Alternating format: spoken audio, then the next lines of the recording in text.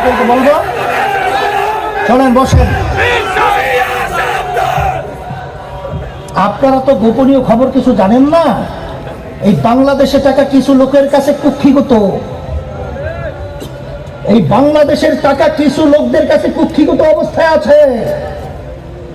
আর আজকে আমাদের সংসার পরিচালনা করতে আমাদের ঘাম ছুটে যায়, মাথার ঘাম পায়ে পড়ে।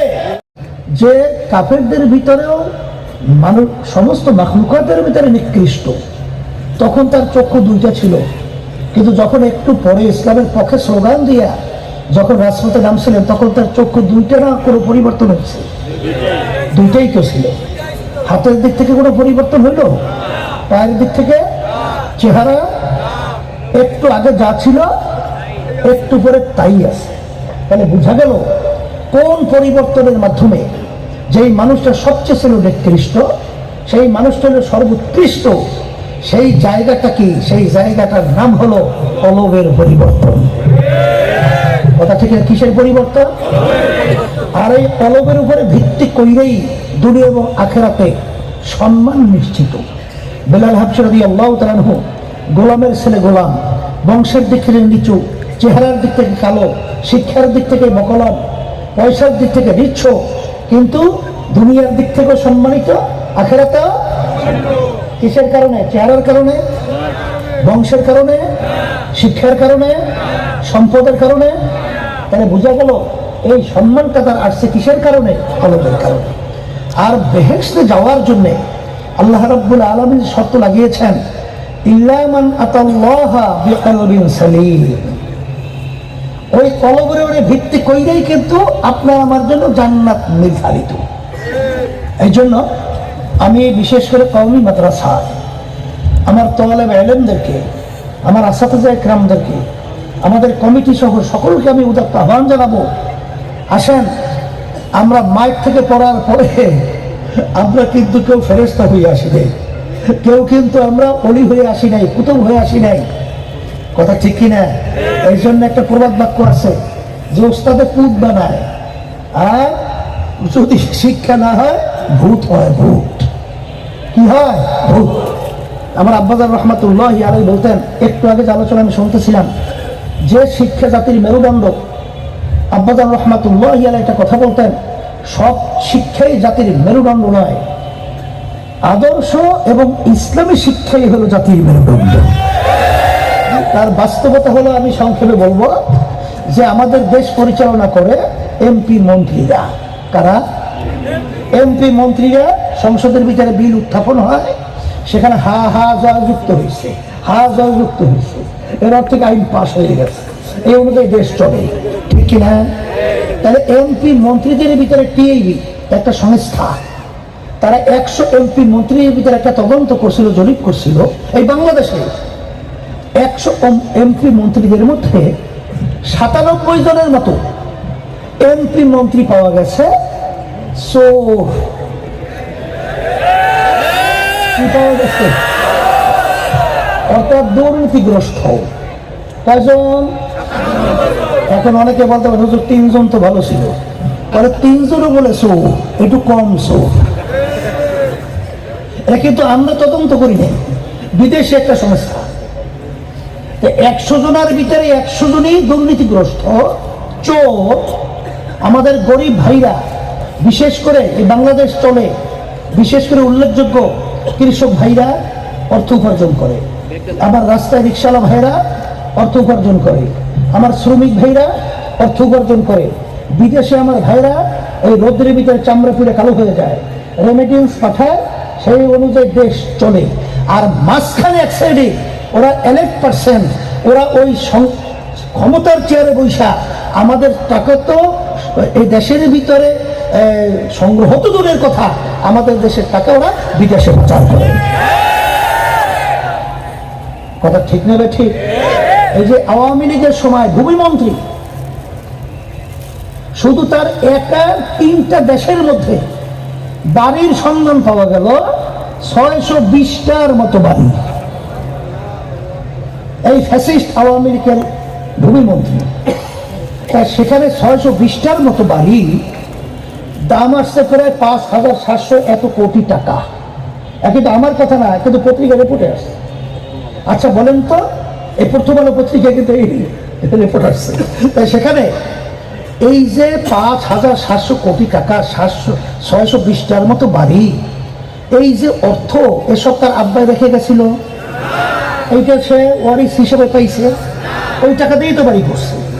তার দাদা রেখে গেছিল, এই টাকা কাঁদে আপনার আমার ঘাম ঝরানো এই গরিব শ্রেণী আমার বাজানদের, এবং বিদেশে রোদ্রে পইরা এই টাকা বাংলাদেশে পাঠায়।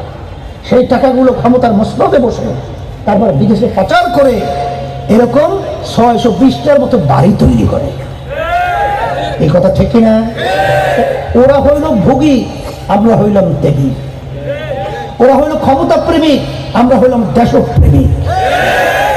এই জন্য অনেক সময় বলে থাকি যে আব্দুল হামিদ সাহেব আওয়ামী লীগ হিসেবে প্রেসিডেন্ট ছিল, যখন আমাদেরকে আহ্বান করেছিল সংলাপের জন্য, তখন আমিও গেছিলাম প্রেসিডেন্ট ভবনে। তাই সেখানে প্রেসিডেন্টের পাশে এরকম পাশাপাশি বসা। তখন আমাদের একজন লোক বলতেছে যে প্রেসিডেন্ট সাহেব, আপনার একটা কথা আমরা বিভিন্ন জায়গায় উদ্ধৃতি হিসাবে এটা আমরা আলোচনা রাখি। কি কথা?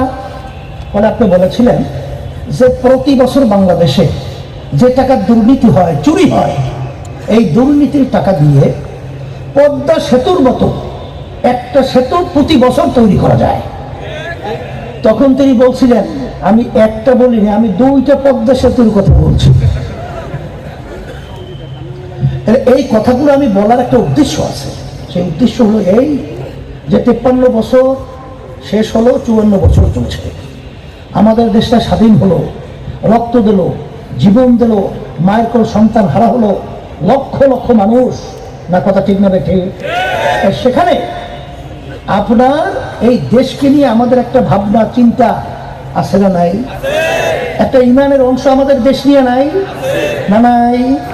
কিন্তু যারা পরিচালনা করলো এই 53 বছরে এই দেশটাকে, এত সুন্দর দেশটাকে, এর একবার দুইবার নয়, তাম দুনিয়ার মধ্যে 5 বার চোরের দিক থেকে তাম দুনিয়ার ভিতরে ফার্স্ট বানিয়েছে।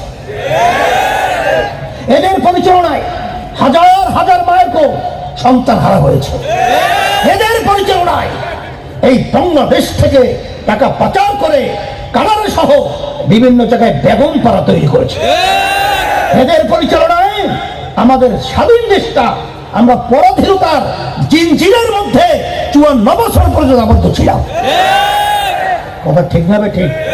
মানে আজকে আমরা চিল্লাইতেছি, আজকে কওমি মাদ্রাসা ঘোষণাপত্রের বিচার দাবি, শিক্ষা সিলেবাসের মধ্যে ইসলাম বিদ্বেষী, ইসলাম বিরোধী সেই কথাগুলো উঠিয়ে দিতে হবে। সেখানে ঢুকানো যাবে না, সেখানে ইসলামী শিক্ষা চালু করতে হবে। কাকে বলছেন? কে করবে? আমরা তো দেখেছি যারাই এসেছে তারাই ইসলামের উপরে নাম ব্যবহার করে ইসলামকে জবাই করে। কি বাস্তব না বাস্তব? বাস্তব না বাস্তব? এই যে দেখেন, অন্তর্বর্তীকালীন সরকার যে কোনো বাংলাদেশের জনগণের ভোটে সরকার নয়, এরা আসার পরে বিশেষ করে কারবার খালাস করছিল একটা নারী নীতি, আর একটা হইল প্রাইমারি লেভেলে প্রায় 62 না 63 না 66,000 মতো শিক্ষক শিক্ষিকা সেখানে নিয়োগ দেবে। বাচ্চাদেরকে ড্যান্স শিখাবে, নাচ শিখাবে, গান শিখাবে, যৌনচর শিখাবে। আলহামদুলিল্লাহ, আজকে আমরা রাজপথে থাকার কারণে আল্লাহর খাস মেহেরবানিতে একটাও বাস্তবায়ন করতে দেই নাই এবং করতে দেওয়া হবে না ইনশাআল্লাহ। বলতেছিলাম আল্লাহর রহমতে শুনলে খুশি হবেন, এই যে গানের শিক্ষক শিক্ষা নিয়োগ দেবে ওরা কিন্তু গেজেট করে ফেলছিল। আল্লাহর রহমতে গেজেট সহ এখন বাতিল। একটু আলহামদুলিল্লাহ বলতে হয় না? এবং নারী নীতি যে কাজটা শুরু করছে, যদি আপনারা শোনেন পড়েন, ও কোনো সুস্থ মানুষ সুস্থ থাকার কথা না।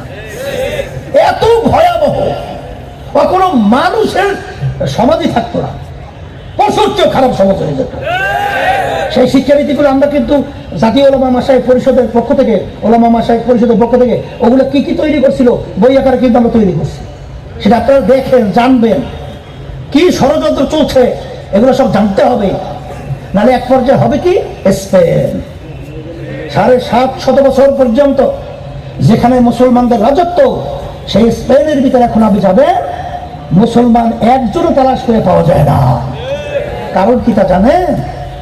নিচ থেকে ওরা গাছের গোড়া কাটে, এক সময় আসবে গাছটা ফেলাই দেবে। ওরা কিন্তু এই পরিকল্পনা করছিল, কিন্তু আল্লাহর রহমতে, আপনাদের দোয়ায় আজকে আপনারা এবং আমরা আল্লাহর রহমতে এবং কালিমা মুসলমান এবং ওলামাই কেরাম সজাগ থাকার কারণে আল্লাহর রহমতে ওদের সেই কালো ষড়যন্ত্র আল্লাহকে বাস্তবায়নের সুযোগ পেয়েছে না। কথা ঠিক কিনা? এই জন্য আল্লাহর রহমতে আপনাদের দোয়ায় এখন 5ই আগস্ট 2024-এর পরে বাংলাদেশের আগের 53 বছর বাংলাদেশ নাই। এখন বাংলাদেশের ভিতরে আল্লাহর মধ্যে একটা পরিবর্তনের হাওয়া সর্বত্র চলছে। আসতে বলে বাস্তব না অবাস্তব? আর আমার কাছে তো আপনাদের চেয়ে বেশি খবর থাকার কথা, কারণ যেহেতু সারা বাংলাদেশে এমন কোনো জায়গা নাই বলতে গেলে সেখানে আল্লাহর রহমতে আমি সফর করি না, এবং সারা বাংলাদেশের অবস্থানটা তো আমার সামনে সবসময় 24 ঘন্টা আল্লাহর রহমতে উঠতে থাকে, নামতে থাকে, দেখতে থাকি, বলতে থাকি। কথা ঠিক কিনা? ও অবস্থা ইসলামের পক্ষে জমিন উর্বর, ইসলামের পক্ষে জমিন উর্বর। আজকে ইসলামের পক্ষে আমরা আওয়াজ তুলতে পারি, এই বাংলাদেশের মধ্যে যারা বিদেশে বসে আমাদেরকে গোলাম বানাবে, ইসলামের বিরুদ্ধে ষড়যন্ত্র করবে, ওদেরকে উৎখাত করে বঙ্গোপসাগরে নিক্ষেপ করতে পারবো সবাই। এর জন্য আমি সকলকে বলবো, চলেন বসেন। আপনারা তো গোপনীয় খবর কিছু জানেন না। এই বাংলাদেশে টাকা কিছু লোকের কাছে কুক্ষিগত, এই বাংলাদেশের টাকা কিছু লোকদের কাছে কুক্ষিগত অবস্থায় আছে।